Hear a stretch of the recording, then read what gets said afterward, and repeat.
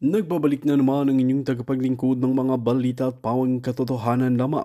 Naging mainit nga na usapin sa mundo ng social media. Talaga naman na nangako nga si BP Inday Sara na hindi niya na nga pababayaan ang bansang Pilipinas, lalong-lalo na sa crisis na mangyayari ngayon. Well mga kaibigan, inaasahan nga talaga ng maraming netizen na talagang magkakaroon nga ng matinding crisis na ito dahil nga sa pangungulimbat ng kaban ng bayan ni Kuting ng Norte na wala naman talagang ginagawa itong mga proyekto na kahit busisihin natin, kahit ipa-audit na at lahat-lahat, walang mailalabas na pruweba si Kuting ng Norte kung saan napunta ang pondo ng bansang Pilipinas. Kaya naman ngayon ay talagang nagulantang ang mag-asawang ito dahil nga talagang umaaksyon na si BP Inday Sara. Ngayon nga ay naging mas naguguluhan ang maraming netizen na talagang nawala na ang unity dahil ginamit lang pala talaga ni Kuting ng Norte si BP Inday Sara nang sa ganoon ay manalo ito at talagang magawa niya ang kanyang kagustuhan. Ang katanungan dito, paghihiganti na lang ba talaga ang iniisip ni Kuting ng Norte na ito laban sa bansa natin dahil sa nangyari sa kanilang mga pamilya? Well mga kaibigan, kung kayo ang tatanungin, ano sa palagay ninyo ang ginagawa ni Kuting ng Norte? Just comment below sa ating comment section at ating pag-uusapan. At kung bago ka pa lamang sa aking channel, huwag kalimutan i-click ang subscribe button at notification bell para lagi kang updated sa ating mga bagong video. At para sa solid viewers natin dyan, maraming salamat sa walang sawang pagsuporta. Pilipino, nabudol, nabudol, nabudol ang Pilipino. Mga adik at mga kriminal, nagkakaisa silang lahat.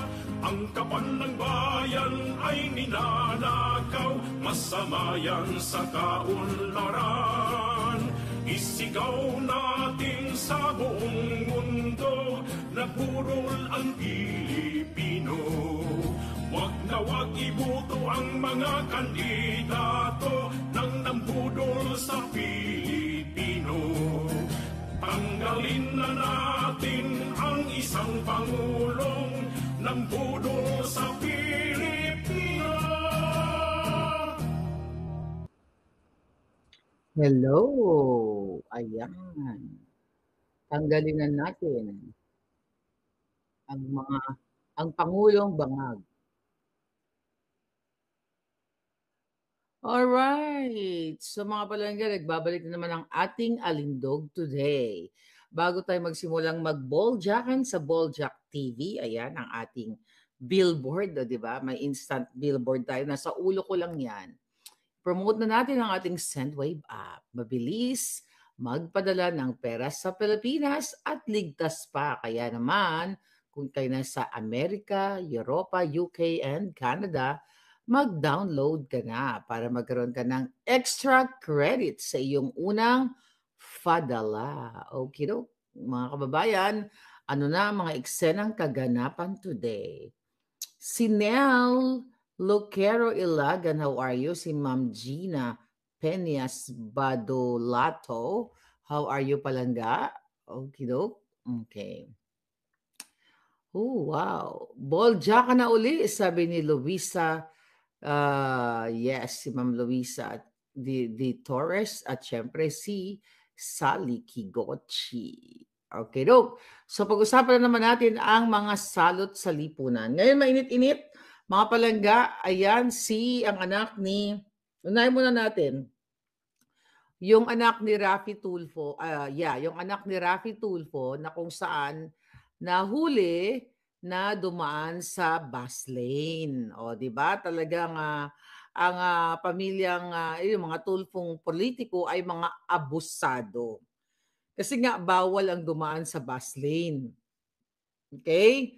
Yan ay dinadaanan lamang, syempre, ng bus at yung bangag na presidente. Ayan, ang vice president at pala speaker of the house ay parang special lane yan ni Tambaluslos at ni Bangag. Buti mo sana kung sila ay naglilingkod sa bayan, hindi naman sila naglilingkod sa bayan, kundi sila ay nagnanakaw sa Kabanang Bayan. So alam mo, nakakatawa itong si Raffy Tulfo. Balikan natin, unang-unang mambubudol. 'Di ba? Ang dami nilang issue tapos naging senador pa 'yan nagsasalarawan na marami talagang bells at gutom na Pilipino. Kasi ang kadalasan na bumuboto sa mga ganyang klaseng politiko ay gutom. Kasi bibigyan na ng 500 ay boboto na. Buti sana kung bigyan kayo ng 500, 1,000, tanggapin niyo yung pera pero wag niyong iboto ang mga hudas. And now, tingnan niyo. Nahuli ang anak sa bus lane, which is, nasa House of Representative, yung anak niyang malapit ng jumutok sa kalalafang, di ba? Yung mga to, sana pumutok na lang kayong lahat sa kalalamon nyo. Actually, si Raffy Tulfo ay talagang binuhay niya ang kanyang pamilya sa mga chismis na mga palabas dyan sa kanyang channel o sa kanyang show. Ulitin natin, ang taong ito na nagbidabidahan dati na iimbestigahan ang mga nanalo sa loto na hindi ka panipaniwala, kumbaga only in the Philippines na 433 winners at lahat ng mga anomalya sa loto ay itinigil na. Kaya ang tanong ko sa kanya, magkano, Tulfo, ang sinungal-ngal sa ngangabels mo? Kaya tumigil ka na. Anyway, ngayon, eto na naman. Ay bago tayo mapunta sa anak niya, na nahuli nga sa bus lane, wag yung kalimutan, utang na loob, si Erich Sylvester na umamin na TNT sa sa Amerika na nag-violate ng batas. Pero ang totoo, hindi yun ang issue, kundi nagnakaw siya ng identity dito sa Amerika at nagpanggap siya na ipinanganak sa Hawaii. Then, ang kanyang inassume na pangalan ay Erich Sylvester. Tapos ngayon, ako ang hinamon-hamon na ibenta ko daw yung mga ari-arian ko dito sa Amerika. Alam mo naman, marami akong ari-arian, di ba? Pero kalaunan ay si Erich Sylvester pala or si Erwin Tulfo pala ang mayroong ari-arian dito sa Amerika na biniling cold cash na 1.5 something million nung binili noong tama ba date natin, 2020 or 2021. Ngayon, sabi ko nga sa inyo, saan ka makakakita na ang kanyang asawa dito sa Amerika, I don't know kung divorce ba siya dahil, kung Erich Sylvester siya, invalid din ang kanilang kasal. Dahil paliwanag na natin yan. O kung nakinabang yung babaeng yon na asawa niya dito sa Amerika, doon sa pagbili ng bahay dahil nakapangalan sa babae at ito ang trabaho ay caregiver or CNA. Walang problema kung caregiver ang CNA ang trabaho mo, ginagawa ko yan, lalo tindera pa nga ako nung pagdating ko dito sa Amerika, ginawa ko lahat yan. Pero yung magtataka ka na ang isang CNA, Certified Nursing Assistant, ay nakabili ng cash na 1.5 something million. At walang iba, asawa lang naman siya ni Erich Sylvester Tulfo. Pinapaalala ko lang sa inyo para hindi naman kayo magiging ob-ob. 'Di ba? Nakakaawa na yung Pilipinas. Ngayon, panibagong pang-aabuso ng anak ni Raffy Tulfo na dumaan sa bus lane. Again, hindi siya dapat dumaan dyan. Pero anong paliwanag dyan ng kanyang amang salot? Okay, basahin natin ang paliwanag at mawiwindang talaga kayo sa kanyang mga tinuran. O, 'di ba? Ang tinuran ng mga jutang Ginemes. Ano ang kanyang tinuran? Alright, tignan natin kung ano ang kanyang tinuran. Wala na yung kanyang tinuran dito. Oh my God. Grabe, nakakaloka na talaga ang ginagawa ng mga ginayupak na itech. Okay, tignan natin ano sinabi ng hitad. Okay. Ang sabi ni Tulfo, ito sabi niya. Okay, sabi niya, tinanong kasi siya ng reporter, si Raffy Tulfo, kung anong masasabi niya dahil yung anak nga niya ay nahuli na dumaan sa bus lane. Ang nagmamaneho ay driver. Ang sinasabi ni Tulfo diyan mga palangga, tumakas. Ang sabi kasi ng reporter, ano sir, anong masasabi mo dito sa ginawa ng anak mo na nadumaan nga dito sa tawag dito sa bus lane na ito na which is bawal. Anong sabi ni Raffy Tulfo? O nahuli ba? Ay, tumakas ba? Hindi naman, di ba? O, parang, alam mo yon, nakakaano talaga, teka, okay, wait a minute. Nakakarimarim dahil mga kababayan, ito pala. Okay, tingnan natin. Eksaktong word ng sinabi ng Julul. Okay. Ito. So, ang sinabi ni Raffy Tulfo, mga kababayan, ang binanggit niya, nahuli ba yung anak ko? Ito pala siya natin. Nahuli ba yung anak ko? Tumakas ba? So, hindi, di ba? So, hindi naman tumakas. Okay? Kung tumakas, edi, parang yun daw yung pag tumakas, edi, hindi okay. Pero dahil hindi tumakas, wala namang problema. O, di ba? Sabi niya, kasi ang pagkakaalam ko, nagmamadali siya. Nag-apologize naman. Di ba kaputahan talaga? Di ba? Kadyutahan talaga, mga palangga, pang-aabuso talaga ito sa kapangyarihan o sa pang-aabuso sa kanilang kapangyarihan o ng kanilang mandato. Ganito nila balasubasin ang taong bayan. Okay, Santo? Ayun, ang pangalan pala ng anak niya ay si Ralph Wendell Tulfo. At ito ay nahuli nga sa EDSA busway, mga kababayan. Imagine ninyo.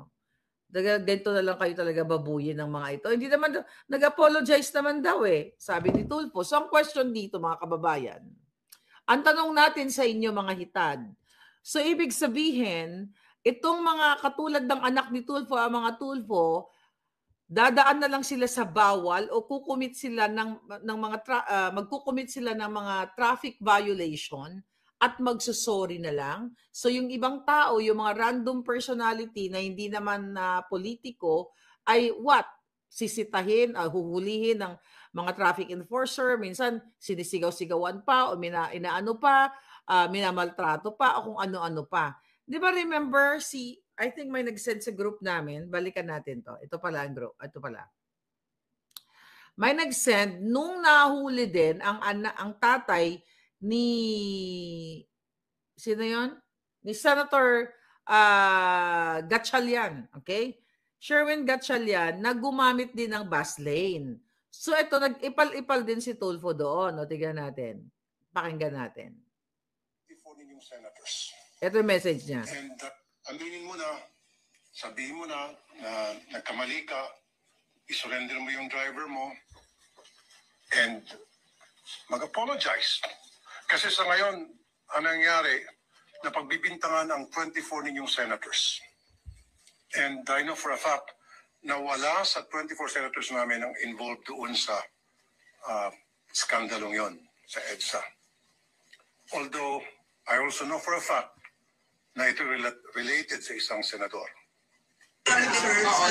Okay, yun ang sinabi niya nung nahuli ang ang tatay ni Gatchalian kasi gumamit ng plate number 7. Ito ngayon ang kanyang statement, yung anak naman niya nahuli. Listen. Maan siya mismo.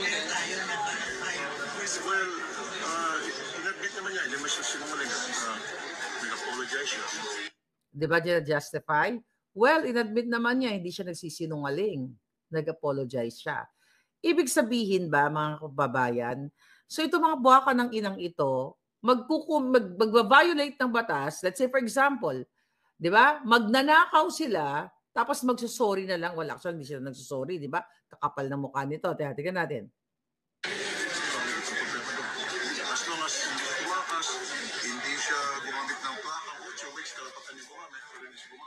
As long as hindi siya tumakas, as long as hindi siya gumamit ng plakang 8, which is karapatan naman niya yon, so okay lang. Kung ito ang babasihan natin, dumaan na kayo lahat sa bus lane. Tapos mag-sorry na lang kayo. Kasi itong anak ni Tulfo na House of Representatives, member, okay, nag-sorry naman. Listen. Just shows na hindi siya usado. Kaya lang, it so happened na nagamit kayo at it's seen in the driver. Kakalampata, nagmamadali siya. Ang pagkakaalam ko pa, nagmamadali siya. So lahat ng nagmamadali, dumaan na kayo sa bus lane. Then kapag hinuli kayo, mag-sorry na lang kayo. At sasabihin nyo, kasi yung sabi ni Raffy Tulfo, Senator Raffy Tulfo, yung anak na nahuli, nagmadali, nag-sorry na lang, hindi naman tumakas. Hindi dumaan kayo lahat sa bus lane. O, paano pa sinabi ng Jolul? Yung driver niya pumasok doon. Ang pinagalitan ko siya. Ang driver niya yata ang pumasok doon. Lumulusot pa Ang driver, sumusunod lang yan sa amo niya. Kung ang amo mo ay matino, na hindi ka inuutusang sumuot sa mga bawal o gumawa ng mga bawal o suminghot, hindi yan sisinghot ang driver o, hindi yan dadaan doon sa bus lane. Kung ang amo mo ay mismong sinasabihan ka na, yung amo mo mismo ay sumusunod sa batas. Kaso dito makikita mo, simpleng batas trapiko ay binababoy ang Pilipino. At ngayon, nag-justify pa, tumakas ba siya? Nag-sorry naman siya. Kaya nga sabi ko sa lahat ba, okay na lang dodawaan sa bus lane at mag-sorry-sorry na lang kayo? Listen. Pinagsabihan mo pinagalitan. Yung anak niyo, sir, ang pinagalitan? Pinagalitan ko, sorry sa akin. Sabi ko, mag-apologize sa Pinagalitan ko. So parang, ang gusto niyang palabasin, nag-sorry na Tumahimik na kayo. Diba? Hindi naman tumakas yung anak ko Pero hindi mo maaalis na nag-violate siya ng traffic law. Yun ang malinaw dito. Aminin mo na. Tapos pag sa ibang tao, na nangyari nga kay Gatchalian noong November, aminin mo na, nagsiga-sigaan, nakita niyo mga palaga, mga kababayan. So diyan mo diyan ninyo matitimbang na hindi karapat-dapat iboto ang mga Tulfo. Dapat ibasura nyo na yan. Lalo na yan si Erwin, yung 2 Tulfo. O kung sino pa mga Tulfong tumatakbo. Si Erwin Tulfong tsuktsakhero, di ba? 10 wala naman tayong problema sa 10 ang anak, o 12 ang anak, o 20 ang anak, di ba? Magandang ehemplo ba yan? If you compare that to Attorney Vic Rodriguez, to Congressman Marcoleta, sino iboboto mo? Si Erwin Tulfo na nagsinungaling, umamin na nag-TNT, lumabag sa batas ng Amerika, then pangalawa, huling-huli na nag-identity theft, pangatlo, yung kanyang SALN na dineclare noong siya ay inappoint ni Bangag sa DSWD, nakita na mga congressman na kapwa niya congressman na hindi nag-match ang kanyang income, yung kanyang yaman sa kanyang dineclare na income tax. Diba? Pinakita ko sa inyo, 4 million ang dineclare niya, pero ang kanyang asset ay 200 plus million. Tapos iboboto niyo yan? Bigyan niyo ng tsansa si Vic Rodriguez, si Marcoleta, si Norberto Gonzales, si Allen Capuyan, kahit na sabihin mong hindi sila ganun, hindi sila artista. Pero yan ang bigyan yung tsansa yung mga taong yan. Hindi yung paulit-ulit na lang binubudol kayo, umamin na mismong naglabag sa batas. Kaya nga siya hindi na confirm si Tulfo sa DSWD as secretary, si Erich Sylvester, sa mga kadahilanan na nag-identity, nung inappoint siya ni Bangag, ay hawak pa niya ang kanyang pasaporteng US passport na nagngangalang Erich Sylvester. So magising kayo sa katotohanan dahil yung paggamit ng bus lane na yan ay intended yan sa bus for emergency at sa mga certain politiko katulad ni Bangag. 'Diba? So sabi ko nga, magsuri-suri na lang. Dadaan na lang, hindi lang for sure yung nahuli, yung anak ni Tulfo na yan, ang mga dumadaan dyan sa bus lane. Siguro halos lahat ng mga tiwaling politiko dumadaan dyan at sinisindak-sindak na lang yung mga traffic enforcer. 'Di ba? It just so happened na maaring, hindi maaring, na matino yung traffic enforcer, kaya naibalita ito. 'Di ba? Buti nga naibalita hindi natin alam. Well, good thing. Ayoko na muna mag-comment about dun sa traffic enforcer, Pero good thing na nalaman ng taong bayan na abusado talaga itong mga jutang genemes na ito. 'Di ba? Ayaw nilang sumunod sa regulasyon. 'Di ba? That's MMDA, 'di ba? O ayaw nilang sumunod sa regulasyon. Binabali nila ang batas, how much more sa mga malalaking bagay, lalo na sa pagnanakaw sa kaban ng bayan. Kasi nananalaytay sa dugo ng mga Tulfo at sa iba pang dugong mga dugong tawatan, 'di ba? Diyan sa gobyerno katulad ni Bangag, ang pangbababoy, pang-aabuso sa kanilang mandato, mga nakaw na mandato o sa batas, mga palangga. Kaya nakikita ninyo, ano na mangyayari sa inyo? Pag anak ka ng pag politiko ka, okay lang? Maraming ganyan. Nakakarimarim na yung ginagawa. And now, by the way, I think ito, good thing, breaking news. Okay, unahin na muna natin si Inday Sara. So, binasura yung reklamo, okay, ito. Alright. Tignan natin. So, dinismiss ng Korte Suprema, ng Korte Suprema, hindi pala Korte Suprema, ng prosecutor, mga palangga, ang ikinaso dito kay Inday Sara noong tinatransport etong remember Attorney Zulaika, nung tinransfer from, from veterans to St. Luke's. So, di ba nagkaso-kaso, nag-file ng kaso na assault. I think assault yung inano niya. Okay. Itong si Police Lieutenant Colonel, okay, Villamor, na kung saan sinasabi niya, na dinirect assault daw siya ni Vice President Inday Sara. At pinailan niya nga si Inday Sara, si Colonel Raymond Dante, Petina La Chica, at ang iba pa. Kitang-kita yun nung November kung paano niya isara yung, yung hood. Hood ba yun? Yung basta yung ng sasakyan, yung takip, yung hood. I don't know kung anong tawag doon. So anyway, kitang-kita ninyo na si Inday Sara pa nga, si Vice President Sara pa, ang gusto nilang saktan. Tapos ngayon, ito pang kapal ng mukha nitong Villamor na to na magkaso-kaso. At good thing, okay, saan to? Office of the City Prosecutor, Department of Justice, okay? So ito ay binasura na o dinismiss na nga, mga palangga. So magandang pangitain ito na kahit paano may matitino-tino pa na prosecutor dyan. Hindi katulad ng mga nababayaran ni Satanas o yung prosecutor na tumanggap ng kaso ni Taerna laban sa akin kahit ang mga detalye ay fake, fabricated o gawa-gawa. Okay? Anong sabi dito? So ito yung desisyon.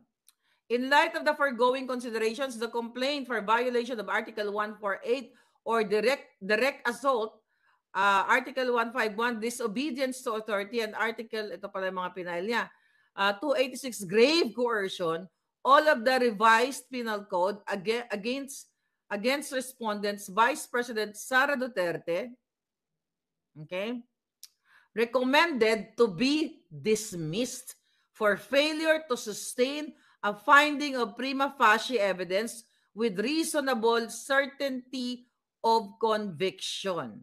The complainant against John Doe's and ito yata yung mga vlogger sa paligid ni Inday, yung mga John Doe's and Jane Doe's, is recommended to be dismissed without prejudice to refiling once their identities and whereabouts are ascertained.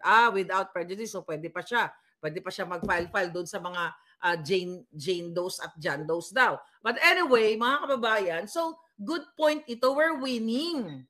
And I hope tuloy-tuloy na nga yung pagpapanalo. At ang alam natin na yung nagpupush dyan, magkaso-kaso, kaya malakas ang loob ng mga buwakan ng inang yan, back up yan ng bangag administration. Imagine mo, gagawin mo ng kwento ang vice president na dinirect assault ka, pero kitang-kita naman sa video na hindi ka naman sinaktan. Nag-ano lang si Inday na parang dun sa gesture niya na sir, gumagano. Kasi si Inday Sara mahilig yan maganyan, di ba?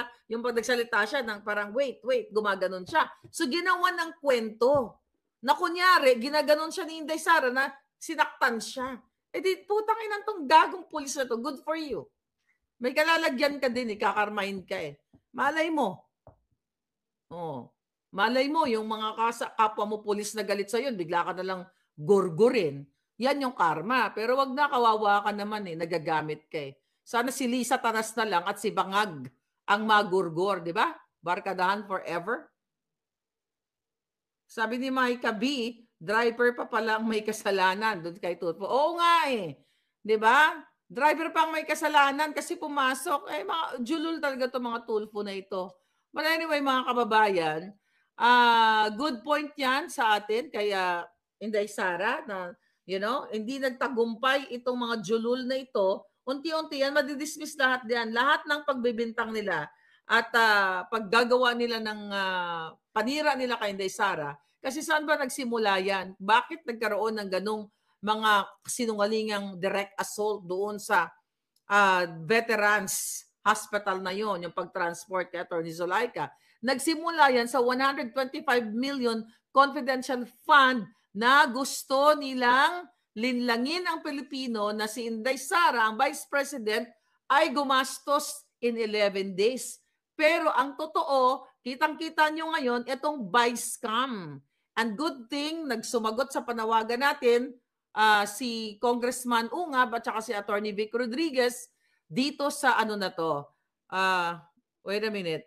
Dito sa panawagan natin na dapat kasuhan o filean kung ano man ang pwedeng ikaso sa mga yan. I think this is the one, right? Okay. So nag-file nag-file si Atty. Vic Rodriguez, mga kababayan, at si Congressman Ungab kahapon kahapon, here we go. Alright, so tignan natin.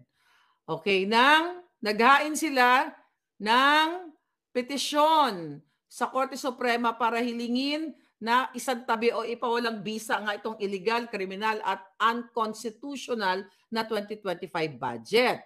So, nag-file sila ng case dito, sabi ni Atty. Vic, ang mga senador at kongresista na hindi tumutol sa pagpasa ng illegal, immoral at kriminal na BICAM report ay kasabwat sa biggest money heist. Okay? Masdan at malaya ninyong suriin ang mga larawan kung saan makikita ang napakaraming blanco na nagkakahalaga ng daang bilyong piso. Bilyong piso rin ba ang halaga kung bakit nagtraidor ang mga mambabatas sa ating mga Pilipino at lahat ay naging bulag, pipi at bingi. Ayan ang final nila. Teka, natin. Alright? So ayan mga palangga, ang nag-file, basahin natin. Tignan natin dito. Okay, Victor D. Rodriguez, Isidro Ungab, Rogelio Mendoza, Benito Ching Jr., Redemberto R. Villanueva, Roseller S. de la Peña, ayan ang pangalan. Alright, versus, ayan, kasi itong petition for certiorari, ito ay pinafile ito sa katulad ng House of Representatives, okay, as represented by Speaker Ferdinand Martin Romualdez, aka Tambaluslos, Senate of the